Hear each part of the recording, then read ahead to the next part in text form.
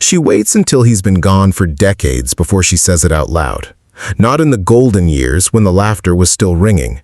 Not during the comeback attempts when he still believed the audience loved him the way he needed to be loved.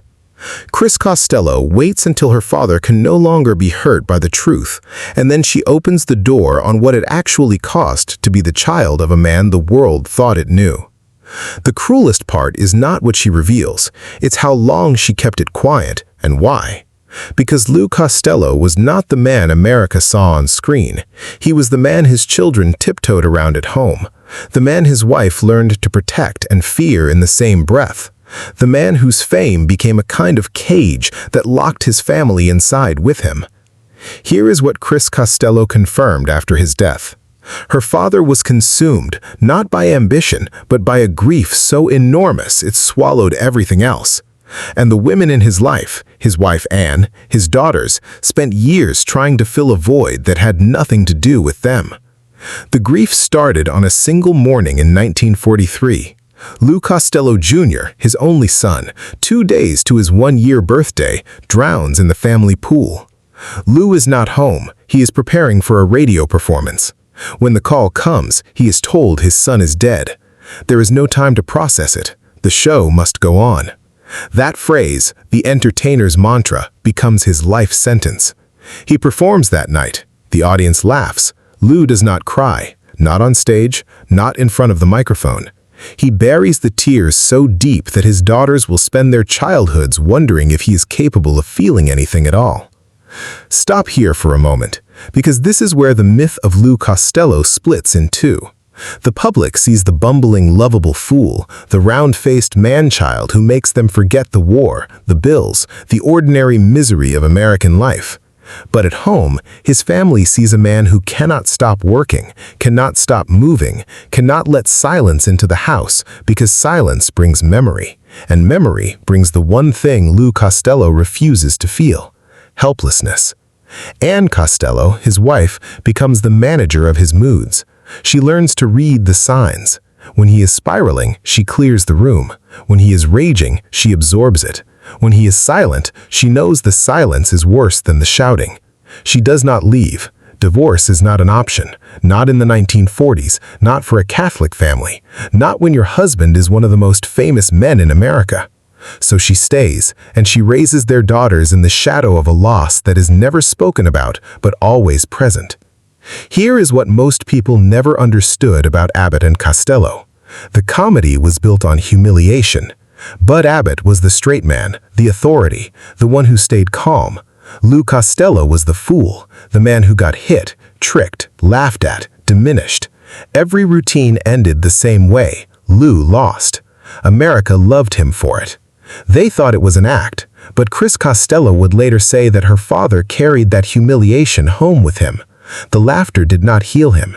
It reminded him, over and over, that his value was in being small, in being the butt of the joke, in being the man everyone could look down on and feel better about themselves. The fame brought money. It brought mansions, cars, elaborate Christmas parties where Hollywood royalty showed up to drink Lou's liquor and pity him quietly. But it did not bring peace. Lou spent compulsively. He gambled. He bought things no one needed, threw parties no one remembered, surrounded himself with noise because silence meant he was alone with what he had lost. Anne tried to manage the finances. He overruled her.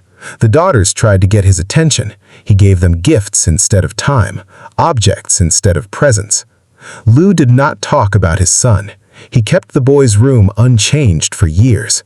He would go in there and sit alone. Anne knew not to follow. The daughters knew not to ask.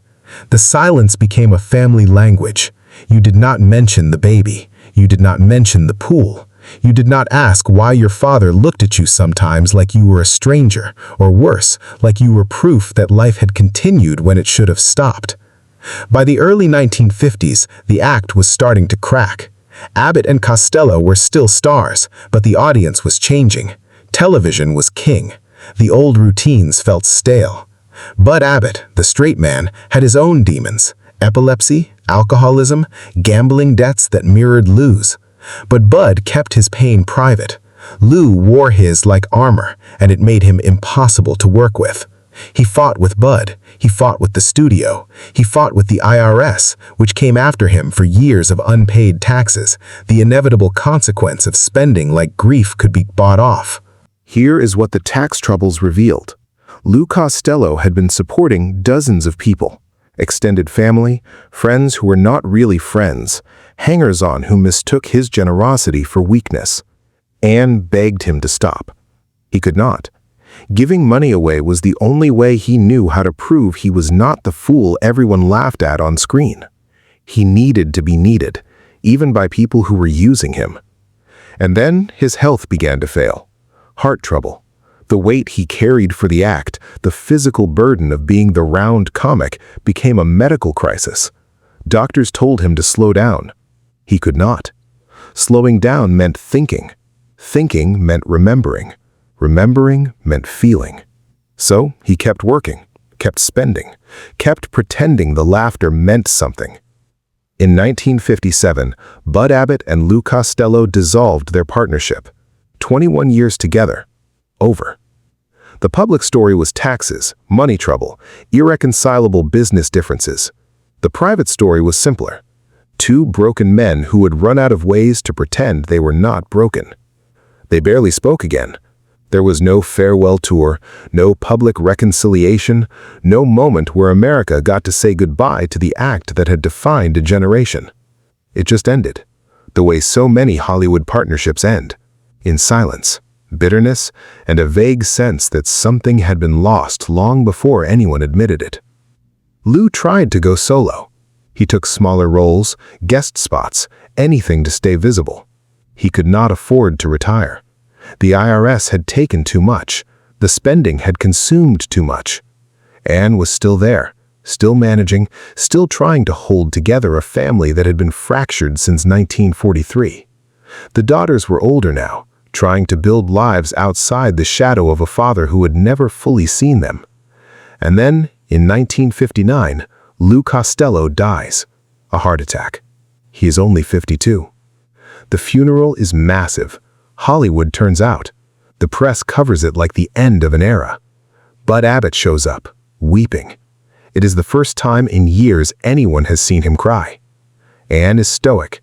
The daughters are numb. And in the eulogies, everyone talks about the laughter. No one talks about the son who drowned. No one talks about the silence. No one talks about the women who spent decades trying to love a man who had decided on some level that he did not deserve to be loved. Chris Costello does not speak publicly about her father for years. When she finally does, when she writes her memoir and gives interviews, what she confirms is this: Lou Costello was not a bad man. He was a destroyed man. He loved his family, but he loved them from behind a wall he built the day his son died, and he never found a way to tear it down. The fame did not destroy him. The grief did. But the fame made it impossible to heal, because healing required vulnerability, and vulnerability was the one thing a professional fool could never afford. She talks about the parties he threw where he would disappear into another room, the gifts he bought that were supposed to substitute for conversation, the way he would look at her and Carol sometimes, and she could see he was trying, but the trying never turned into connection. She talks about her mother, Anne, who stayed for 40 years, who absorbed every storm, who became so practiced at managing Lou's moods that she forgot she was allowed to have her own. And here is the final, quiet truth Chris Costello confirms. Her father died believing he had failed, not as a comedian, as a man.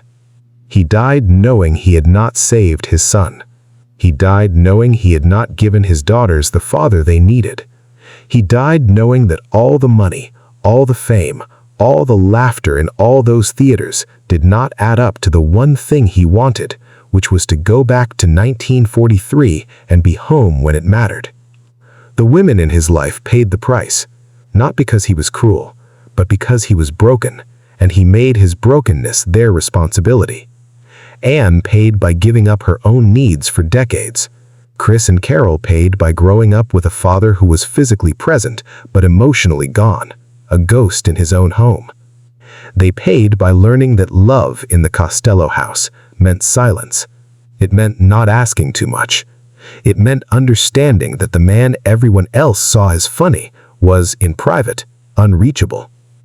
Look at the footage of Abbott and Costello now and you can see it. The routines still work. The timing is perfect. But watch Lou's eyes in the later films. There is something hollow there, something that never quite connects. He's performing grief as much as he is performing comedy. The audience laughs. He does what he is paid to do. But he is not there. He left the room in 1943 and he never fully came back. Chris Costello's confirmation is not a revelation in the tabloid sense. She does not expose affairs or crimes or hidden scandals. What she exposes is more devastating: the ordinary, crushing cost of unprocessed grief. She confirms that her father was a man the world loved and his family could not reach. She confirms that fame gave him everything except the one thing he needed, which was permission to stop performing and just fall apart. And she confirms finally that the women who loved him did not misunderstand him. They understood him perfectly. They saw the wound. They tried to heal it. And they learned slowly that some wounds are too deep, and some men are too afraid, and some grief is too enormous to be loved away.